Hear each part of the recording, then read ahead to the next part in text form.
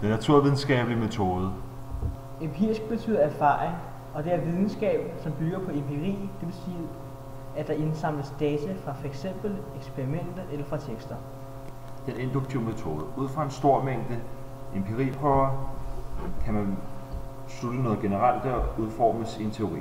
Hvis en bold for eksempel falder ved kast, falder en bold altid til jorden. Alt falder til ved kast. På dias 4 ser vi empiri. Det er en masse observation af ørkenplanter. Ud fra alle informationerne omkring, at ørkenplanter har rødder, der ligger tæt på jordoverfladen, går vi ud fra, at alle har. 30 får observeres. Teori. Alle får at vide. Det kan dog afkræftes, hvis man finder et får, der ikke er hvidt, altså et sort får. Vi har nogle facts. For eksempel, der er 30 får, men vi har jo ikke tjekket alle får, så der kan sagtens være et sort. Altså, man kan ikke være 100% sikker. For eksempel, vi kunne tage en teori, at når svanen flyver lag, vil det regne. Selve metoden bygger på noget kendt. Det kendte er, at det er lavtrykket, det vil sige, at metoden er deduktiv. Vores videnskabelige spørgsmål er hvad er fårs farver? Har alle får den samme farve? Altså vi har 30 hvide får. Vores hypotese er derfor, at alle får er hvide. Så nu leder vi efter flere får. Vi finder en sort, så vores hypotese har slået fejl. Så det vi får at vide nu, er ikke at alle får er hvide. Får kan være hvide, men også sorte. Hypotesen er blevet afkræftet, så vores nye er, får er hvide, men kan også være sorte. Den måde vi kan finde ud af dette er, at hvis den er under 7, så er det en syre. Hvis den er over, er det en base. Det kalder vi en hypotetisk deduktiv metode. Metoden, der bliver brugt til dette, er den hypotetiske deduktive metode. Hvorfor er det det?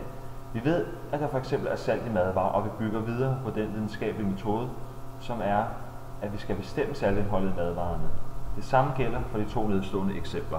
Min hypotese er, at alle får er hvide. Men hvis man finder et sort får, så er vores hypotese lige blevet forkastet. Men man kan altid finde flere hvide får.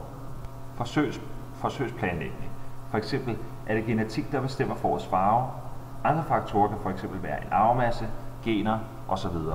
Kvalitativ og kvantitativ metode. Metoden, der bliver brugt her, er kvantitativ, eftersom det baserer sig på ting, der kan måles, og at man skal skaffe sig en del beregninger. I modsætning til kvalitativ, der baserer sig på at skaffe materialer, der som udgangspunkt skal analysere uden statistiske modeller. Modellen jeg har valgt er P er lige med E gange T, og det er modellen for effekt, som vi har lært om i fysik. Den beskriver effekten og er videnskabeligt baseret på beregninger af effekten, energi og tid. Modeller. En naturvidenskabelig model kan være denne model, sådan man kan beregne effekten, som er normalt rigtig kompliceret at beregne, men ved hjælp af modellen er det mere simpelt at regne. Vi starter ved atmosfæren. Det regner først. Derefter fordamper vandet eller siver ned i grundvandet, hvorefter vandet i grundvandet kan strømme ud til havet, og hvor der igen fordamper, men der er så meget vand i havet, at det ikke alt sammen der kan fordampes. Her ser vi en grundstofbinding. Det er de forskellige stoffer, der danner det enkelte molekyle. Her ser vi også en grundstofbinding, der danner hormoninsulin.